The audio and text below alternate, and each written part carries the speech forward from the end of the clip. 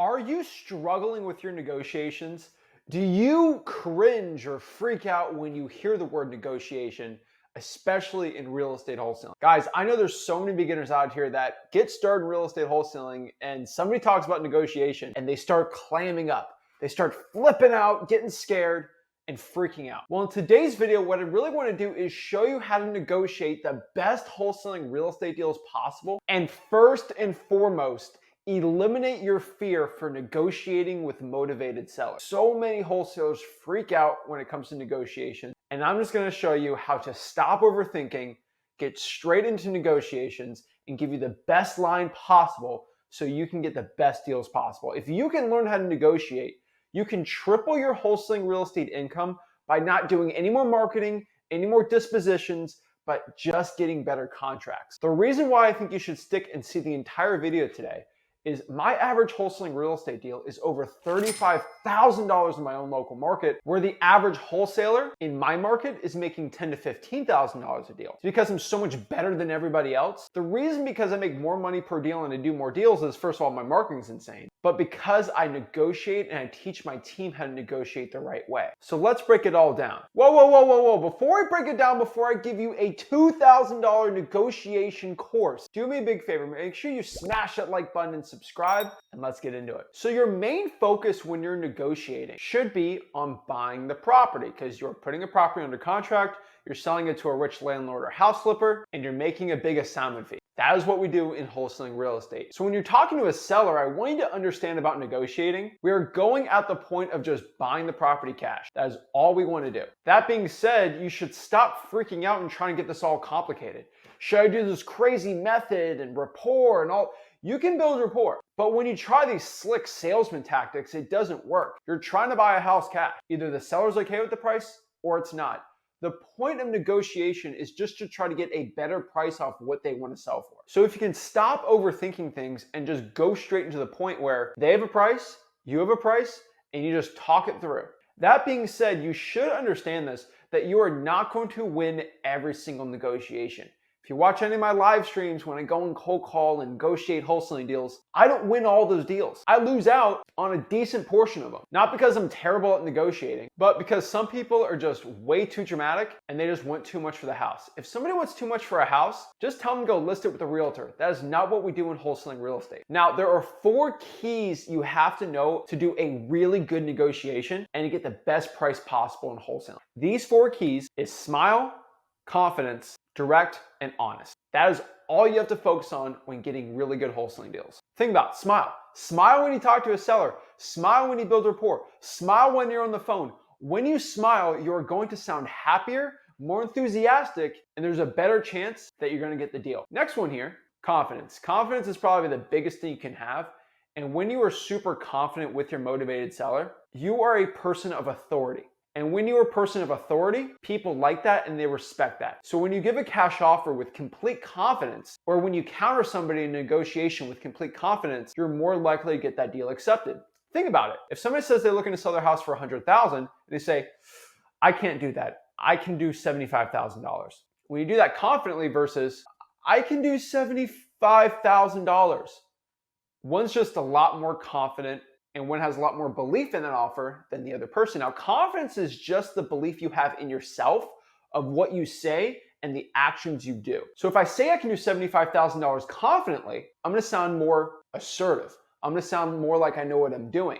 And sellers buy your confidence. When they know that you're direct and you're 100% committed to it, they're more likely to take that deal. And that's a big secret why wholesalers that have been wholesaling for a while make a lot of money do really well in their appointments. Not because their offer is so much better, because honestly, my offers are way lower than the average wholesaler because I get better contract prices because I'm more confident. And heck, that's why at 19 years old, I was doing so well, because I was super confident. So have a belief in yourself. Some wholesalers aren't confident when they negotiate because they think they're lying to a seller and they're not actually buying the house. You aren't actually buying the house. You and your partner are buying the house. If you make that clear and direct, you'll be fine. This comes back to the next part, which is being direct. Be direct with your seller. Do not do these stupid little games where you have financing departments and you act like you're an expert at everything. Just come at it with this angle. Hey, Mr. Seller, me and my partner are looking to buy a couple houses. Are you looking to sell the house? Be direct. Be forthcoming. Get to the point. When you beat around the bush, it sounds like you're actually not directly looking to buy the house, you're doing something crazy, and that's not the point. Now, there is a time and a place for building rapport and understanding the seller's motivations, but be direct with that stuff. Last but not least, here's honesty. Just be honest with your motivated seller. When you're not honest, you do not believe in what you're saying, and when you don't believe in what you're saying, your confidence is going to lack, and when your confidence lacks, the chance of someone accepting your deal plummets. You have to be completely honest with yourself, with your seller, and everything. I get asked this all the time, Zach, are you in Idaho right now? Because it looks like your phone number says you're from Florida. How are you even going to buy my house? You're not even from here. I get this all the time. I explain it. I'm completely honest. Hey, yes, I actually am in Florida, but real estate's very expensive here, and it seems like there's just better deals in Idaho. So that's why me and my partner are looking to buy there. My partner is in Idaho, so he will actually go and see the property. That is it. You're completely honest with them. People respect honesty. When you lie, there's no way you're gonna sound completely confident with that unless you're a pretty good con artist, which I just can't. This is why I am not a good guru. I can never be a guru because I truly believe I could just give all this information for free and it'll help you out. Thinking and saying you need to pay $5,000, that's the only way you're gonna be successful, I can't do that. That's why I have a free wholesaling course, wink, wink, freewholesaling.com. You should definitely go there and check it out. So if you want to negotiate the right way, you should do those keys. But those keys are just going to show you how to say something. The next question here is, what do I say? If you can mix what to say and how to say it, it's going to be super important for your success. I can feed you the closing lines, but if you cannot say the lines the right way or with confidence, being direct, or without honesty, you're not going to do well. Think about it. If somebody asks, hey, Zach, I'm allergic to shellfish. Is there any shellfish in this? And I go and say, there's no shellfish in that, no. Or if I say, there's no shellfish in this. I'm saying pretty much the same words, but I'm a lot more direct and confident with my answer. And that makes the person feel a lot better when you're more confident. And they're more likely to eat the food when you have the confidence. So that is the point, guys and gals. If you have the confidence, you will be well. So let's break down my top 3 closing lines. And these are closing lines a lot of gurus charge a bunch of money for, but these are proven lines. Line number 1 is what we call the standard lowball. Now, the standard lowball is pretty much what most wholesalers know. And this is when you try to get the seller's price first. Hey, Mr. Seller, how much are you looking to sell the house for? And they give you a price, and it's usually a tad higher than what we want from an MAO. And then you counter with a lowball offer. Hey, Mr. Seller, how much are you looking to sell it for? They say, I'm looking to sell it for $100,000. Can you take $65,000? And then you go back and forth on the price. That's what we call the standard lowball. It's not bad. It's not terrible. It'll work, but it's not the best one to do. Now, yes, you should get the seller's price first, but there's better ways to do it, and I'm going to show in this video right now. Number 2, this is what we call the dollar bill method. I absolutely love the dollar bill method. The dollar bill method is a method when the seller says, Zach, I have no idea how much I want to sell the house for. Zach, I have no stinking idea. You give me an offer. And now you know whoever says the offer first loses. So how are you going to win on this one? Most wholesalers freak out and just spit out a lowball offer. And then the seller's like, wait, that's way too low. I'm never taking that. And then boom, deal's dead. That's how the gurus teach it. And that's definitely not the way that actually people get successful in this business. Use the dollar bill method. So when sellers doesn't want to give you the price, just say this line. Hey, Mr. Seller, I mean, would you take $1 for the property? And I'm saying that as a joke. And what I mean by this, of course, what I'm saying is a legitimate joke. It's not even a legit offer. It's just $1. And usually the seller will say, no, I wouldn't take $1 for the house. Oh, okay. Well, I mean, Mr. Seller, that means we've established a price between $1 and $1 million. You would take something for the house, right? Yes, I will. Well, that means you do have a price in mind. If you're not going to take $1 for the house, obviously I'll make a lot of money if I buy this thing for $1. You probably wouldn't take that. There is some price between $1 and $1 million you would take. So what price is that? And you kind of put a seller in a corner. And usually they revert back to freaking out and saying, you give me an offer. I'm not going to tell you an offer. You're here. And I say, okay. I mean, would you take $2? $3? No, give me a legit offer. I mean, Mr. Seller, I know you have a price in your head and you're not telling me. So, I mean, would you take $2,000? $3,000? No, $4,000? Like what? No, $40,000. I'll take $40,000.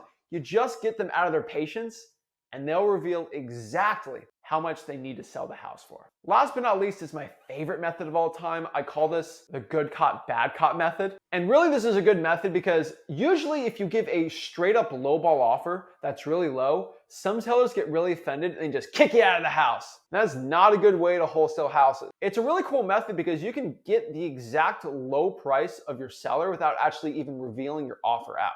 Whoever reveals the offer first loses a little bit of leverage in the negotiations. So this is why I love the good cop, bad cop method. The good cop, bad cop method basically states you need a bad cop and you're gonna be the good cop. We're gonna blame everything bad in the negotiation with the bad cop and everything good with us. So it pretty much works just like this. Hey, Mr. Seller, I was talking to my partner, Rick, and I told him a little about the deal. He looked it up online, we figured out how much you can rent for and what it's worth. And he told me because of the renovations, he wants to buy this house for around $65,000. I mean, you just shut up. You hear what the seller's reaction to that is. Usually it's going to be, I can't do 65, or 65, that's way too lower. 65 could work. Yeah, that'll work. And depending on the reaction, you can do whatever you want from there. So if the seller says 65 will work, it's like, well, that's what he was at. Me seeing this, it needs to be a little lower. Or they say 65 is too high. Hey, I know.